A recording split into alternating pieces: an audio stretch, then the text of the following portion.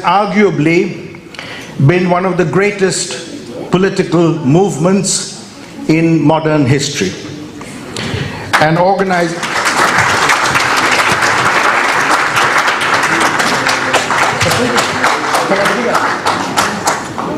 organization that has existed for 136 years, spearheaded an epic freedom struggle, laid the foundations of an emancipated India, introduced the most far-reaching economic reforms in post-independent India, and gave the country its highest ever GDP growth.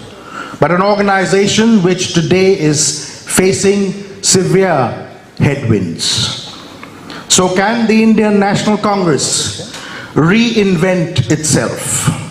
Can the Congress of Gandhi, Nehru, Bose, of Azad, Patel and Rajagopalachari overcome the forces that have gripped India for the past 8 years? We will soon know. Ladies and gentlemen, welcome Rahul Gandhi.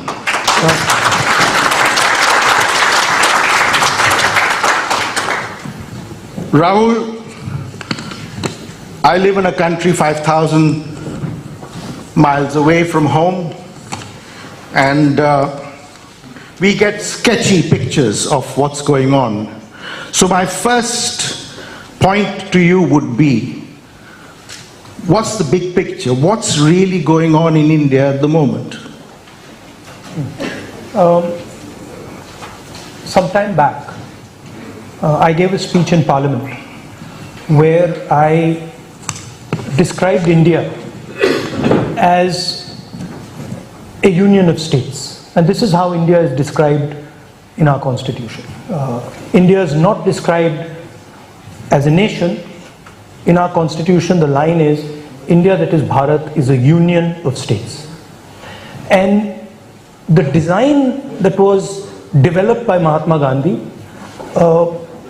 I would say that emerged out of the freedom movement, was a negotiation between these states and identities, religions. And so India didn't develop top down.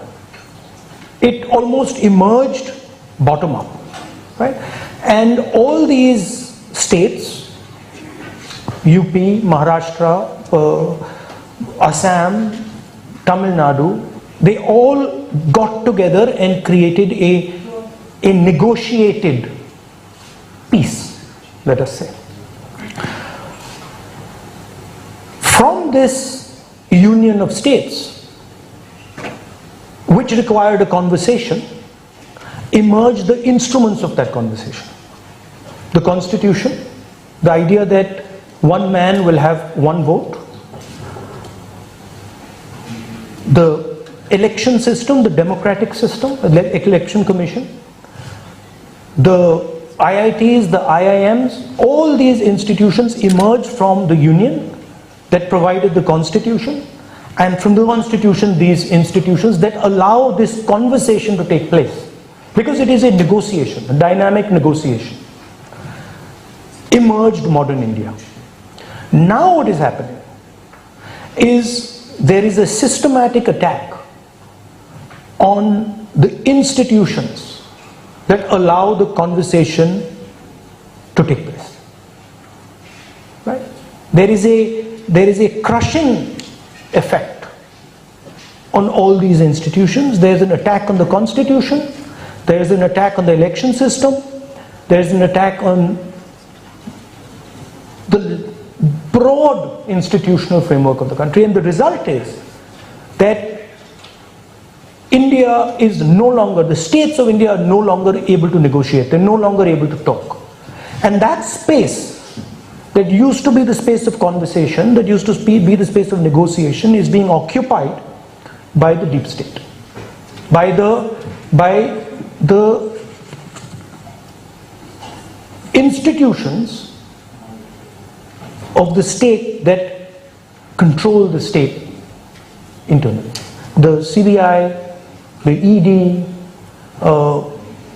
that's what's happening, right? And our job as the Congress, who actually help build that structure, help build that negotiation framework, our job, and not just our job, the job of the opposition, is to defend that conversation, to make sure that the structures of that conversation, the constitution, the institutions, are not captured by the RSS by one idea, but they are accessible to all the states. That's really the battle. And if you want to take it to the crux, we believe India is a negotiation between its people. We believe India is its people. The BJP and the RSS believe that it is a geography, that it is a sone ki chiriya, whose benefits should be distributed according to the karma of its people. We believe that the benefits of the negotiation should be distributed equally to everybody, regardless of what their karma is. If you're a Dalit, if you're an upper caste, if you're a Sikh, if you're a Hindu, if you're a Muslim, we believe that you should all have equal access. They believe that the access should not be equal. Certain groups of people should get more benefit from the Sone ki Chiriya, and other people should get less and less and less benefits from the Sone ki Chiriya, and the poorest Dalit should not get nothing. That's the real conflict that's taking place. So what you described is extremely troubling, and I'll come back to it in a moment. I've just been passed a slip to say that this conversation is under Chatham House rules, if you get what that means. And so no video cameras, please. That said, now how do you tackle what you describe as a very troubling situation? In other words, you've just had a major party conference, 3 days at Udaipur, when your party had an opportunity to thrash out matters. So which big ideas emerged from that, and how to combat what you described as a major hurdle? The first thing to understand, and you know, my friends from the opposition are here, the first thing to understand is we are not just fighting the BJP. This is no longer just a pure political fight. Anybody who thinks that this is a fight between one political organization and a set of other political organizations hasn't understood what's going on. We are now fighting the institutional structure of the Indian state, which has been captured by a organization, right? Which means the only way for us, we will get no respite from the institutional framework of our country. The only way for us is to go to the large mass of the Indian people. And that's not just the Congress, that's all opposition parties, right? And so what the Congress basically is structuring, as far as Udaipur is concerned, is that transition. How does the Congress party now go back to its roots and start moving into mass action, right? So that is what was discussed. The central elements of that, BJP has 100% control of media, control of communication, control of those structures. They have broad control of the institutional framework of the country. So we have to think about communication. We will not be able to match the funds they have, but we have to think of communication in a completely new way. We have to think of funding in a completely new way, and we have to think about an organizational system that is much closer to the large mass of people, and we also have to think of large-scale mass movements on issues like unemployment, on issues like prices, on regional issues, and we have to coordinate with our friends in the opposition. So I don't view the Congress as the big daddy. It is a group effort with the opposition, but it is a fight to regain India. So you're talking about cementing collaboration with other parties in order to take the movement forward. Yes, and the point I made in Udaipur, which was misconstrued, is that this is an ideological battle now, right? And it is a national ideological battle, which means that, of course, we respect, for example, the DMK as a Tamil political organization. But the Congress is the party that has the ideology at the national level. So the Congress will have to think about itself as a structure that is enabling the opposition, right? In no way is the Congress superior to the other opposition parties. We are all fighting the same battle. They have their space, we have our space. But the ideological battle that is taking place is between the national vision of the RSS and the national vision of the Congress. So Nehru said in that famous midnight speech, he spoke about the soul of India having been suppressed under British rule and the soul finding utterance. Do you see a similarity between the pre-1947 situation in India and today, where the soul of India has been suppressed? Yes, and I would say that from the soul of India comes the voice of India, right? And a soul without a voice means nothing. And what has happened is that India's voice has been crushed. It has been crushed by an ideology. It is crushed by the way technology has moved. It has been crushed by the institutional framework of our country itself, which has become parasitical, right? So the deep state, the CBI, the ED, the stuff that is hidden is now chewing the Indian state. It's eating the Indian state, much like what happened in Pakistan. Yes, and I see a lot of political leaders, in fact distinguished friends, Salman Khurshid, former External Affairs Minister of India, and Sitaram Yechuri, General Secretary of the CPIM, and several others, familiar faces. I may not be knowing them personally, but this audience also has a number of people from the business sector, and therefore I'd like to turn to economic affairs.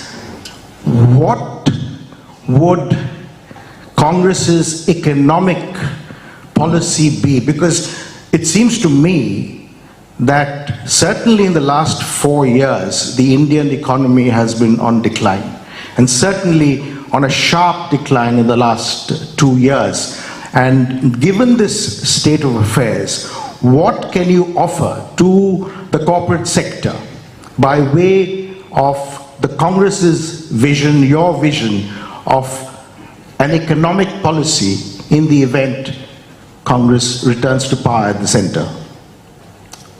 Look, there is if you want to understand the economic policy in India, you have to take a step back and you have to see what's going on in the rest of the world, right? And broadly, what you see is that the Chinese dominate production on the planet, right? What America used to dominate 70, 80 years ago, America used to be the production center of the world. Today that is shifted to China. Without building a production system, right? You can call it manufacturing system, but without building a production system, India is not going to be able to give its people jobs. It's that simple. And we can beat about the bush by saying we are service center of the world and all that, but it is going to lead to social problems, because the vast majority of our people need what can only be given to them from manufacturing. So that's one thing. moving from an idea of growth is enough to an idea where growth is important, but production and manufacturing are key. And I think there is a huge opportunity for us if we think about it properly in that area, because the world wants an alternative, right?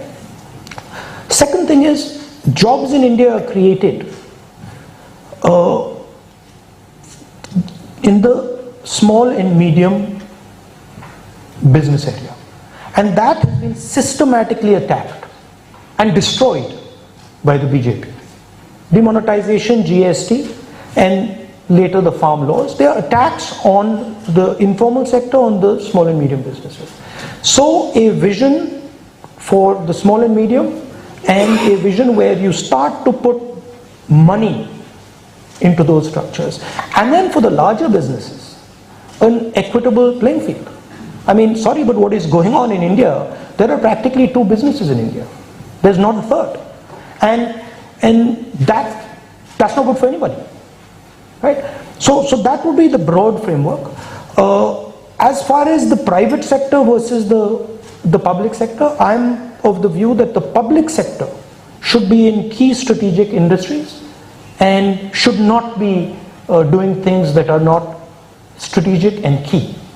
And I think that it is the private sector that is actually going to drive the process, the economic process in India. So that has to be freed from the bureaucratic, from the attack that is taking place from the deep state on the businesses.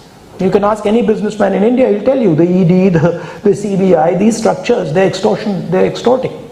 So stopping that, putting an end to it, and making it a fair and broad playing field. I don't think you will see a huge shift away from the basic ideas, foundational ideas of Mr. Manmohan Singh, right? I think we also have to galvanize India into saying, okay, we now need to become the second production center of the world. And enough is enough. Let us now get to work. I think if you think about manufacturing, and if you see what China has done in manufacturing, it is essentially they have taken their traditional networks and they have financed and supported them. And I think that's a huge opportunity for us. We have clusters across the country. In every state, we have clusters, leather clusters, brass clusters, agricultural clusters. We have to connect our financial system to these clusters, right? I mean, if you just look at Uttar Pradesh, pretty much every district has a product that is a world-beating product, but they have no finance, they have no marketing support, they have no incentive structure. So thinking about our past economic system, the past networks, and repurposing them, linking them to the global economy and financing them properly. I think that's a huge opportunity for Indian business. But sorry, one last thing. I think it's very dangerous for one company to control all the airports, all the ports, all the infrastructure. you're talking about a private sector monopoly, which used to exist a long time ago, but the liberalization of 1991 should have ended that. But it has never existed in this form. It has never existed with such massive concentration of power and capital. And this is another aspect that is throttling the conversation, because there is control of the media through this concentration of capital. But there's a reality, and the reality is that unemployment is at a record level. Wholesale inflation, I'm told, has now reached 15%, and yet the BJP is winning elections and the Congress is not. Why is this happening? Polarization and total dominance of media, right? If you spend 4 or 5 hours looking at Indian television, you'll find you only see Mr. Narendra Modi. You certainly won't see my friend Yachuriji on television. In fact, I don't think you've ever been on television. I mean, not to be mean, I'd love to see you on television, but I don't think they would like to give that perspective, you know. But turning to... Also there's another thing which one has to accept, which is that the RSS has built a structure that has penetrated into the large mass, right? And the opposition parties and the Congress need to build such a structure, and we need to go much more aggressively to the large mass of people, the 60-70% of people who don't vote for the BJP, and we need to do it together. So how will you do that? Because that's obviously a major challenge. It hasn't happened for 8 years. Through the idea, one of the ideas that we stated in Udaipur, which is the idea of mass participation. Look, we are sitting on a powder keg, right? We are sitting on a India that is primed, right? We have massive level of polarization. We have huge unemployment. We have, as I said, the backbone of employment broken, and we have massive concentration of wealth. We are going to have social problems. They're coming, without any doubt. There is going to be a mass upsurge. Now the question is, can the opposition make that upsurge peaceful, effective in changing the politics? You could also have a situation where you have an uncontrolled upsurge, which is what we are seeing in Sri Lanka, right? India is not in a good place. The BJP has spread kerosene all over the country. You need one spark and we'll be in big trouble. And so I think that's also the responsibility of the opposition, the Congress, that bring people together. Bring the communities together, bring the states together, bring the religions together and say, listen, we need to cool this temperature down, because if this temperature doesn't cool down, things can go wrong. You mentioned polarization. You must have noticed that the US Secretary of State Antony Blinken publicly at a press conference with the Indian External Affairs Minister and Defense Minister present spoke about human rights violations in India. That, I think, coming from the government in the United States, a government which is otherwise quite friendly towards India, is certainly something which raised alarms. What is the Congress doing about these alleged human rights violations? I mean, first of all, I'm glad the United States has woken up to this idea. I mean, we've been, we don't need the United States to tell us that there's polarization in India. And in fact, it's taken them quite a long time to sense it. We're of course fighting the polarization, right? We're of course holding a position that brings people together, and we're doing that. The Congress is doing that, the opposition is doing that. But I think what the gentleman reflects is that a destabilized India, a India which spirals out of control, is a problem for the globe. It's not just a problem for us. Democracy in India is a global public good. It is a central anchor, right, for the planet, because we are the only people who have managed democracy at the scale that we have. Nobody else has been able to do it. We are 3 times the size of Europe, and we have managed it for the last, many decades. If that cracks, it is going to cause a problem for the planet. And that's what I think the United States is realizing. On the international scene, during the Cold War, it was the United States and the Soviet Union, two major powers, and then it became a unipolar world with the collapse of the Soviet Union. But now with the rise of China, we once again have two competing powers, with India in the middle. How do we manage these two relationships?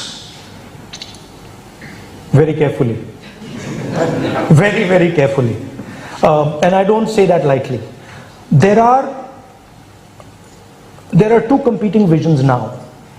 For the last 100 years, there was one broad vision on the planet, and that was a maritime vision, a sea-based vision.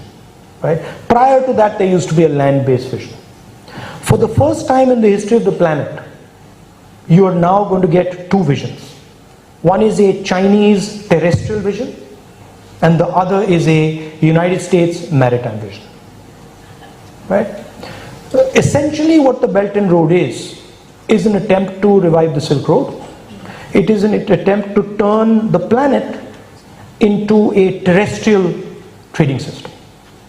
And the Chinese production system is financing that transition. And anybody who says that they are unlikely to succeed needs to look carefully at what they're doing.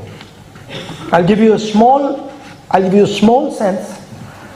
I think it was 2013 or 14. In that year, the Chinese put down more cement in 1 year than the Americans put down in a century. Please understand the scale of what is going on. Hi Tejashwi, how are you? Nice to see you. Please understand the scale of what is happening here. Right?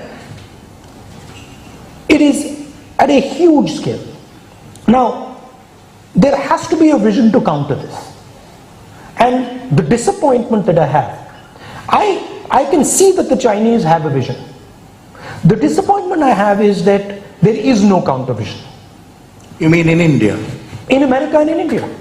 Look, what the Chinese are offering, right, is prosperity.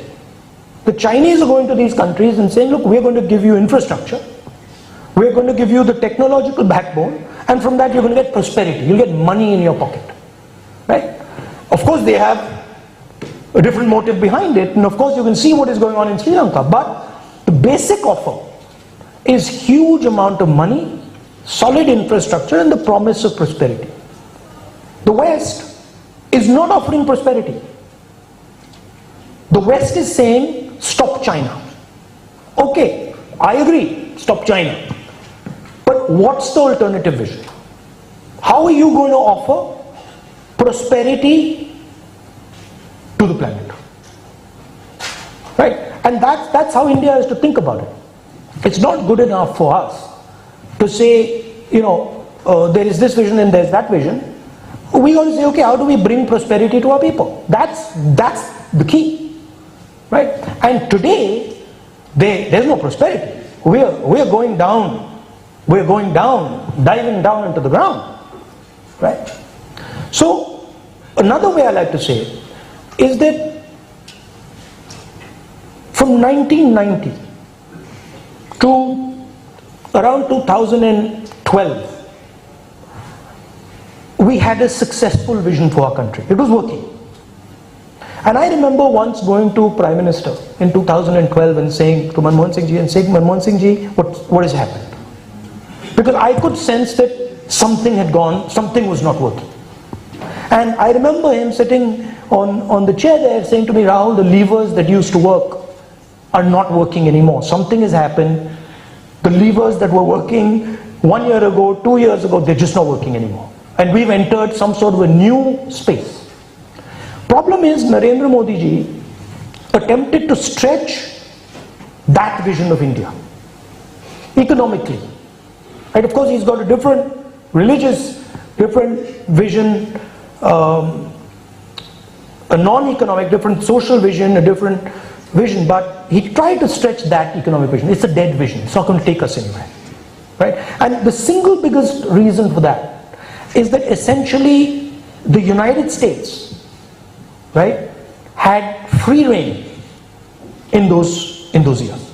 So we were essentially partner of the superpower, and that gave us a tremendous tailwind. The United States today has a competitor. The United States today does not have a open field in front of it, right? So that has completely changed, and we have to think about that change. So trying to force the same idea that we were running in 1990 or 19 to 2010 is not going to work, and that's where India is today. So the task for the opposition is really to give a new vision to the people of India. It's an economic vision. Of course, part of it is that conversation. If we don't start that conversation, no vision is possible. India is not going to accept a vision that is forced down their throat. I mean, I keep saying it. The Tamils, the Maharashtrians, even UP, Manipur, Nagaland, they have their own vision.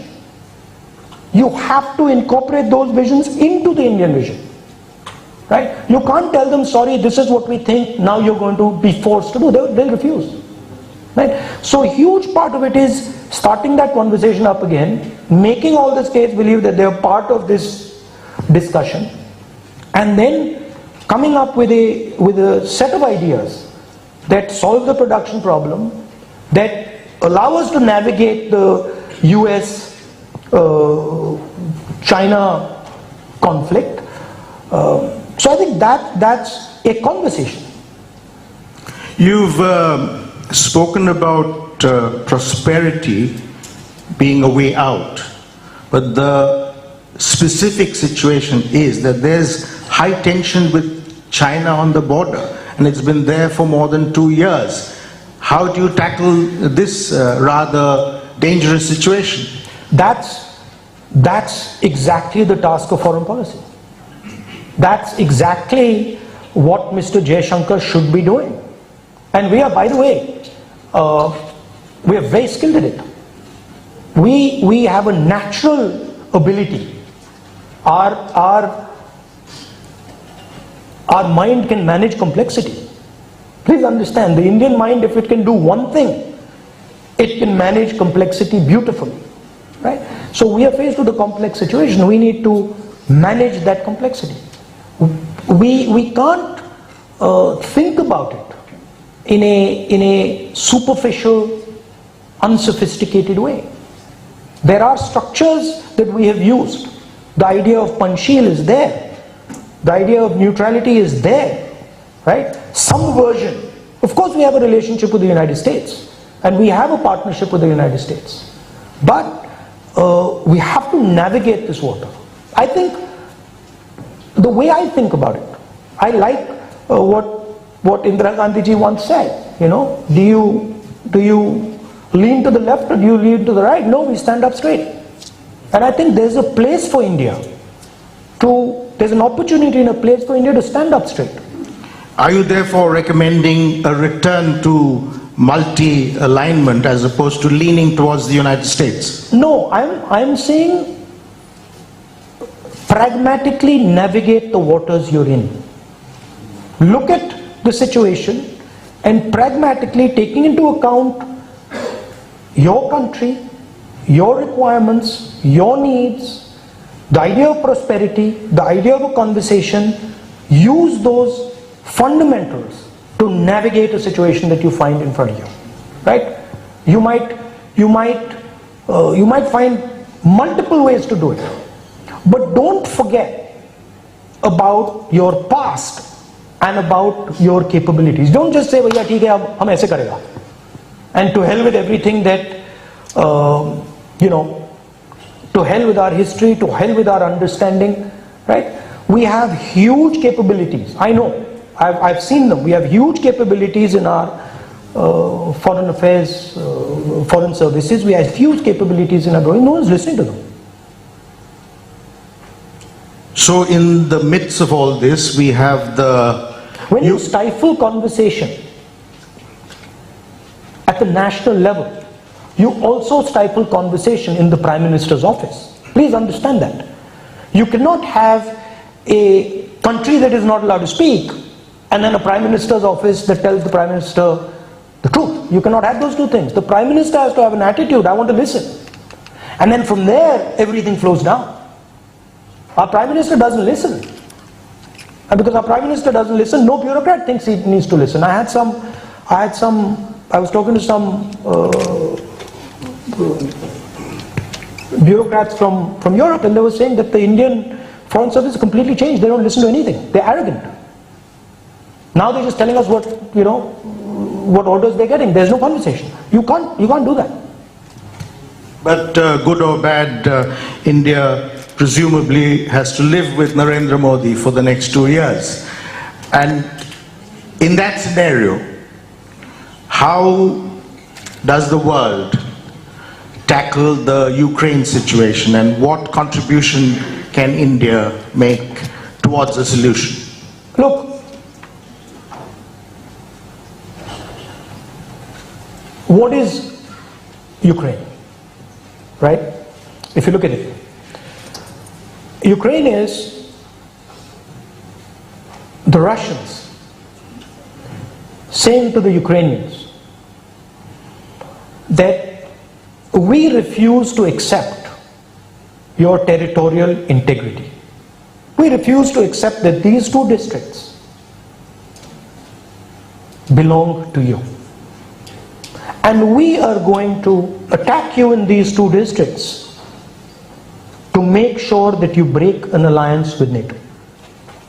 To make sure that you break an alliance with the United States. That's what Putin is doing. Putin is saying, I'm not ready for you to have an alliance with America, and so I'm going to question your territorial integrity and I'm going to attack you. Please recognize the parallels between what is going on in Ukraine and what is going on in Ladakh and in Doklam. Please realize that the same idea is at play. There are Chinese forces sitting in Ladakh, there are Chinese forces sitting in Doklam. The Doklam forces are designed for Arunachal Pradesh, the forces in Ladakh are designed for Ladakh. And the same principle is there. What the Chinese are saying, we do not accept your territoriality, and please, we do not accept the relationship you have with the United States. So we have to realize that there is a problem on the border. And we have to, whether we like it or not, we have to prepare for that problem. Because if we don't, we're going to get caught off guard. My problem with the government is that they don't allow a discussion. Chinese troops are sitting inside India today. Right? They've just built a huge bridge over the Pangong Lake. Why are they doing that? Right? They are setting up the infrastructure. They're obviously preparing for something. Right? But the government doesn't want to talk about it. Government wants to stifle the conversation. That's bad for India. I mean, they can keep saying that I raised the China issue. Yes, I raised the China issue because I'm worried about it. I'm worried that Chinese troops are sitting inside India, and I can see exactly what is happening in Ukraine. Right? I said this to the foreign minister, in one of our conversations, and he says, you know what? You have a point. That's an interesting way to look at it. Please realize there are parallels to what is going on. Right?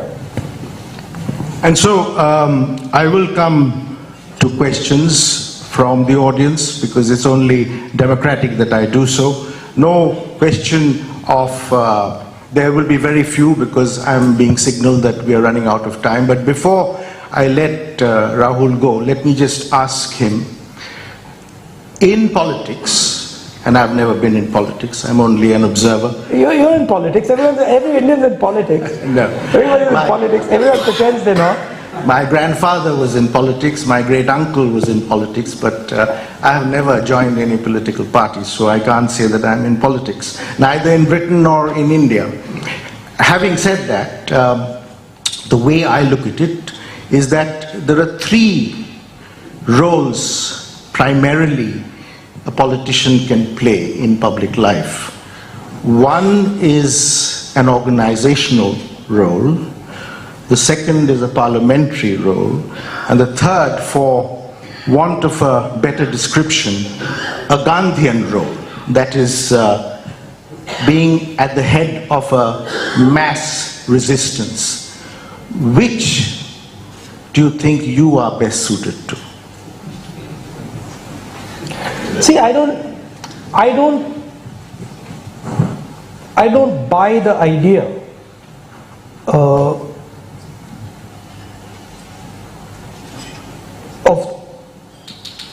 the politician, right? I think of it in terms of leadership and understanding, right? I think of it as there is a situation, first understand what is going on, and I hope you got the sense that I do think about these things from the last half an hour, 45 minutes, and then understand where and how you can help, right? There is a place for parliamentary speeches, there is a place for organization, there is a place for mass action. If I had said to you, you know what, let's do mass action in 2007, you'd say, you crazy, right? I would have thought to myself, if I had gone and said, we require mass action in 2002, you didn't, because you had a government that was not attacking and destroying the institutional framework the way this one is. So roles change, and you adapt, right? I see myself as somebody who defends that idea of India I described to you. When I see our country's voice being crushed, it upsets me, right? And I think about what I should do and what I can do to help, and like my friends, here do. It's a challenging situation, but I think there's a huge opportunity inside this thing. I feel it, right? I feel that from the struggle that is coming, we will get a India that is actually much better than the one we have right now and the one we had even before. I think there's something beautiful that can come out of this. I'm not one of those people who says, now it's all over and stuff like that. I fundamentally believe in the spirit of our country. Thank you very much. And so a few quick questions. I'll come to this side. Yes, the gentleman here, please.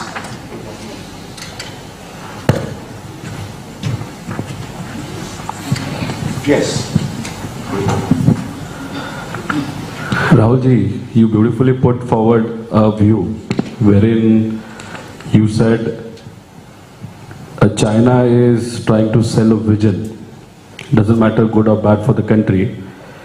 But West is saying, just stop China. Don't you feel in India? I'm also from a party which is with Congress. In India, BJP is trying to put forward an agenda, and it is going full-fledged with it. And we, Congress and its alliance partners, are saying stop BJP. Should we have a combined strategy and a vision for 2024, which people will accept, and people want that to be the vision for our great nation? I don't think the opposition is simply saying stop the BJP. They are of course saying stop the BJP because the BJP is taking away the architecture through which we converse, right? So for us to have an equal playing field with them, we need those institutions. We need a judiciary, we need election commission, we need a free press, we need a system where we can finance ourselves the same way they do. So obviously we're going to say, you know, please, if you're attacking the institutional structure, we just stop. We have to do that, right? But I don't think the opposition is saying that, is purely saying stop the BJP. What we are saying is have an India where diverse views, different views, have space and can negotiate. I disagree with my friend Yechuri on many things. He disagrees with me on probably more things than I disagree with him on, right? But we talk, right? We have a conversation and we talk, and I say, you know, Yechuri, I don't agree with this, and he says, well, you know what, I don't agree with that. So that conversation is what the opposition is trying to have. From the conversation will come great things. The lady in the middle there, yes. Hi, thank you very much for sharing your thoughts. So my question was going to be, it's for those of us who share your vision and share this idea of India, what has often been frustrating on not just the part of the Congress party but the opposition as well, of which we have leading representatives today, is not the lack of ideological vision that's persuasive, but of organizational strategy and of a strategic vision, if you like, for capturing power, because with the best will and the best intentions in the world, without power, there is no translating that vision into a reality as we would like to do. So what, in the Congress conclave and the opposition conclaves, what is the alternative organizational strategy to mobilize, to get to either the mass movements or the other things that you mentioned that there can be? And a quick point on the Foreign Service. I mean, one thing again, I think we'll restrict it to that one question. But there's a huge personnel deficit. There's just not enough personnel on the ground. The personnel deficit is not because we can't have personnel. It's because the ministry wants to concentrate power. The system wants to concentrate power. So I simply do not believe that India cannot recruit 10,000, 20,000, 30,000, 50,000 exceptional people to be in the foreign ministry. It's that they don't want to do it, because that would require a decentralization of power. It would require a completely different transmission of power. So I'm not one who believes that there are not enough brilliant youngsters in India who could be, you know, in the foreign services. And I've seen this internally. I've seen this structure, and it's not just foreign ministry. It's everywhere. India loves to concentrate power. The second question is, people tell us that we should have a cadre like the BJP. And I tell them, the day we have a cadre like the BJP, we will be the BJP. We are a mass party. We are a party that listens to the expression of the Indian people. We have an organizational structure, but it is nowhere near the organizational structure of the BJP, and it should never ever be. Because please realize, what the BJP does is shout and stifle voices. What we do is listen. They're two different things, they're two different designs. Right? A cadre is designed to stifle the voice.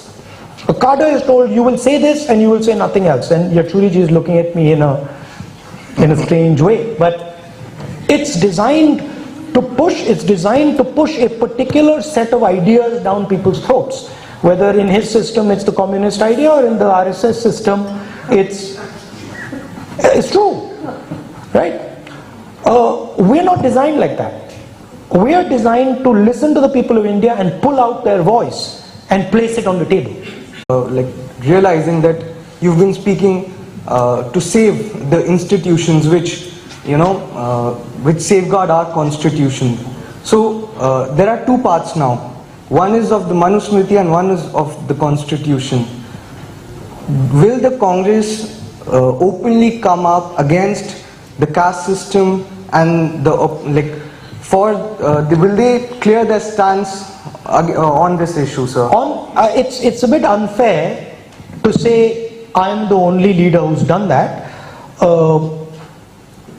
Let's look at Mahatma Gandhi. The single biggest attack on Manusmriti in Indian history is the Constitution of India. There's no bigger attack on Manusmriti than the Constitution of India. How does saying one man should get one vote equate with Manusmriti? Doesn't, right? And let's look at Mr. Manmohan Singh. How does Manrega equate with Manusmriti? Manrega says anybody who's ready to work can work.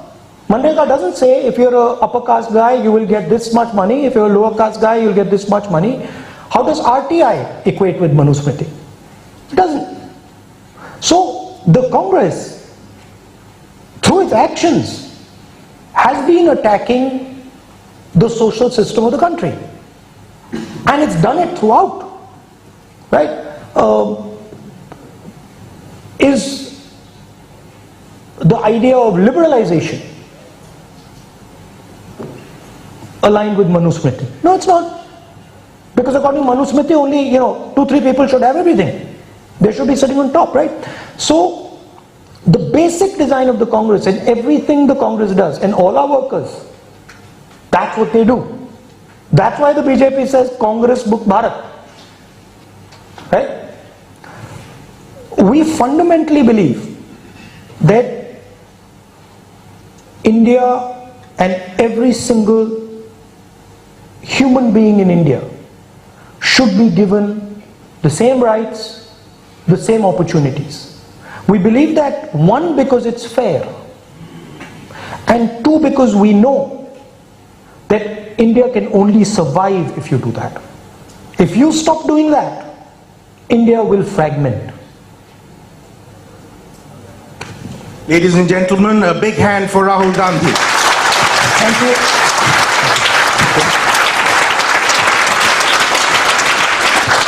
Thank you very much.